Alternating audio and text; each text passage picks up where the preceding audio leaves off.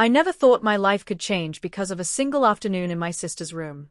Honestly, I thought I knew what being embarrassed felt like, but nothing, absolutely nothing, could have prepared me for this. It started innocently enough. My sister, Mia, has always been obsessed with fashion. Her room is like a boutique explosion. Racks of clothes, sparkling shoes, glittering accessories, and a mirror that's almost as tall as she is. "I just got the newest designer collection," she squealed one Saturday morning, her eyes gleaming. "I need a model to try everything on. Come on, Jamie, help me out." I laughed, thinking she meant for me to hold hangers or fetch shoes. Sure, I guess," I said, following her into the room, thinking this would be harmless fun. But then she turned to me with a mischievous grin that immediately set off alarm bells. No, you idiot. You're modeling. All of it. Every outfit." I froze. "Wait, what? Me?" My heart started racing. I've always been the more laid-back, jeans and hoodie sibling. The thought of strutting around in dresses, heels, and makeup in front of my perfectionist sister, and eventually her friends, made my stomach twist into knots. "Yes, you. Come on, don't be shy. I'll do your hair and makeup." She grabbed a sparkly pink robe and shoved it at me. "You're going to be fabulous." Before I could protest further, she had me cornered in front of her giant mirror. Her fingers flew over brushes, powders, and curling irons, transforming me bit by bit. My hair, usually messy and stubborn, fell into soft waves. My face, pale and awkward before, now had color, definition, and a glow that made me almost not recognize myself. When she handed me the first outfit, a silky, form-fitting dress, I felt my face heat up. My legs were shaking as I slipped into it, heels clicking against the hardwood floor. I glanced in the mirror and froze. This wasn't the Jamie I knew. Her reflection was glamorous, almost unrecognizable. And I hated to admit it, but part of me felt excited. Mia clapped her hands. "Perfect. Now work it. Walk, pose, show me you've got attitude." I stumbled. The first few steps were awkward, teetering on heels that felt like stilts. My arms flailed slightly, my face burning red, but Mia's laughter and cheers were relentless. "Yes. Own it, Jamie. You're a natural." A natural? I wanted to disappear. My legs felt wrong, my posture exaggerated, my voice suddenly higher when I tried to comment. And yet, every time I caught the mirror's reflection, there was something thrilling in the way my body moved, something intoxicating I couldn't quite name. Over the next few hours, Mia rotated me through outfit after outfit. Sparkling mini dresses, elegant gowns, casual chic ensembles, even bold experimental pieces I never would have touched myself. With each change, I felt like a stranger inhabiting my own body. I stumbled, I laughed, I cursed under my breath, but slowly, the awkwardness began to fade. By the end of the afternoon, my legs ached, my cheeks were sore from smiling, or maybe from embarrassment, and my voice felt hoarse from squeals and laughter. But as Mia took a step back, hands on her hips, eyes wide with pride, I saw it. The person in the mirror wasn't just a forced model. She had something different: confidence, poise, and a power I hadn't realized I possessed. The next week at school was complicated. Everyone noticed the change. Friends whispered, classmates stared, and some teachers gave that subtle double-take when I passed by. I tried to act normal, but every glance in a reflective surface, window panes, locker doors, even spoons in the cafeteria, reminded me of the girl in Mia's room, the girl who could captivate attention without even trying. At first, it terrified me. Lunch periods became exercises in avoidance, hallways felt like catwalks I hadn't rehearsed for. And the teasing, oh, the teasing. "Jamie, new look? Fashion queen or what?" someone would snicker.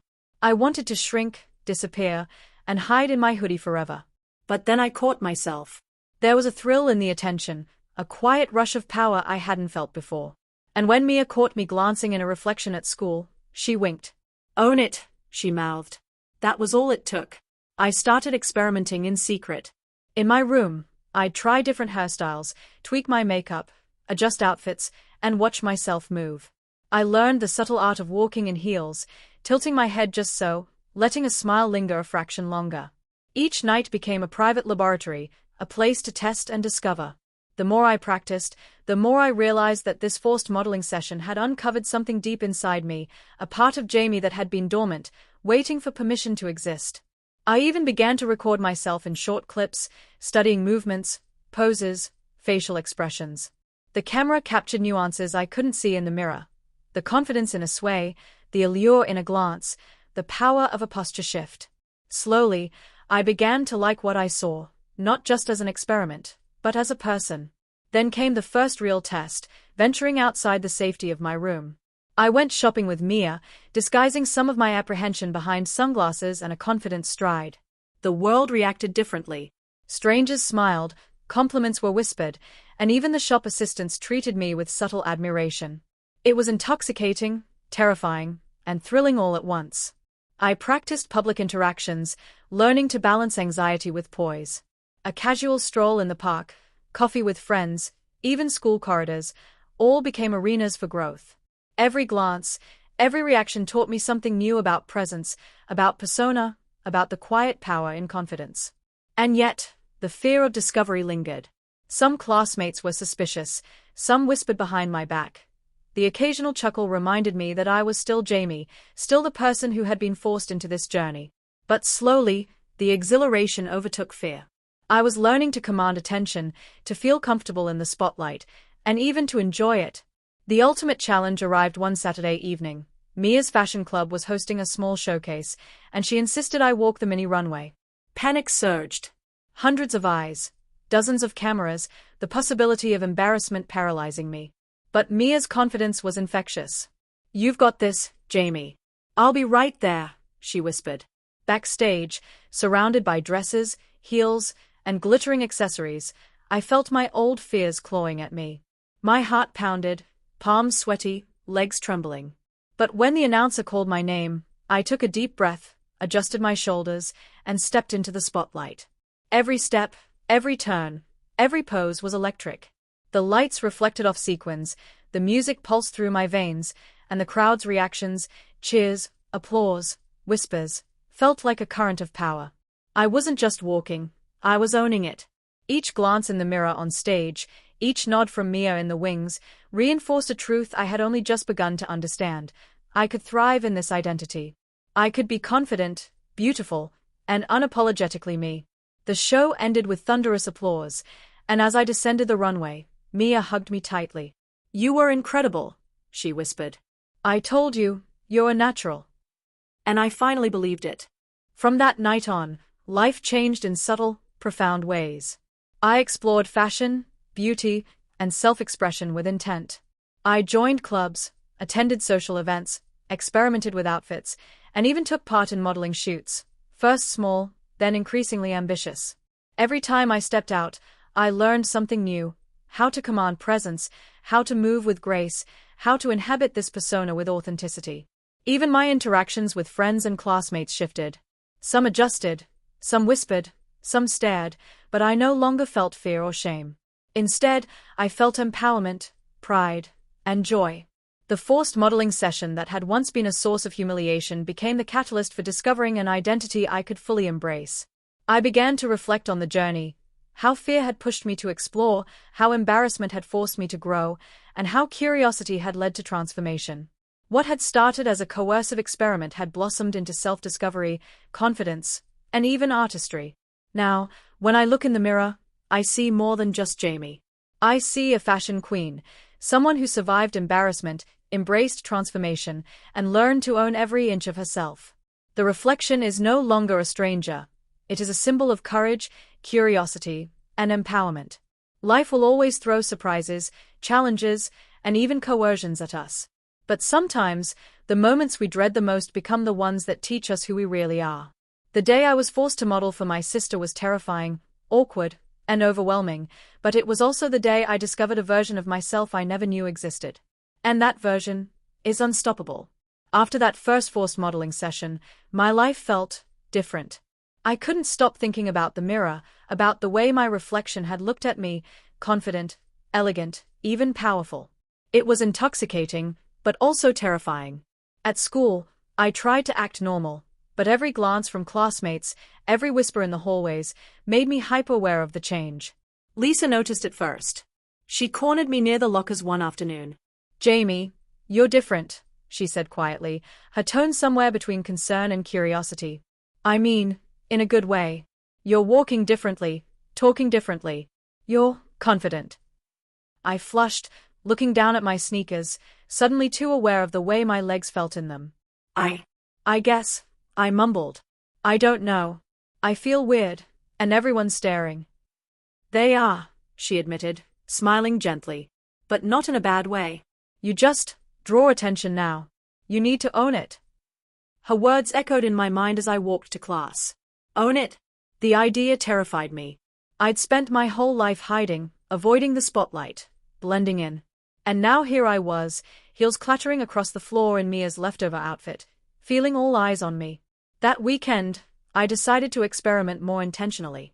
In my room, I pulled out a few of Mia's outfits she hadn't yet forced me to try. A fitted blouse, a flared skirt, a pair of low heels. I practiced walking, turning, adjusting my posture, experimenting with subtle gestures. The first few steps were awkward. I stumbled, tripped over the heels, laughed nervously at the mirror. But slowly, the awkwardness faded. I began to notice something startling. I liked it. I liked the way the clothes moved with me, the way the mirror reflected a self I'd never seen before. My hands felt delicate, my voice sounded lighter when I practiced talking aloud, and even my expressions carried a subtle allure I hadn't realized I could produce. The next day, I dared to venture outside, first to the corner store, then to the coffee shop down the street. Every step was a test. Every interaction felt like a small experiment. And every reaction, strangers smiling, baristas complimenting me, someone holding the door just a little longer than necessary, taught me something about the power of presence. It wasn't just about clothes or makeup. It was about confidence. About inhabiting a body that felt new, exciting, and strange, and making it mine. But the fear never fully disappeared. Some classmates were suspicious. Some stared. One kid in my chemistry class muttered something under his breath about Jamie's new look, and I felt my heart pound with anxiety. Should I respond? Ignore it? Hide? I decided to test the waters. That Friday, I wore a dress Mia had left in my room.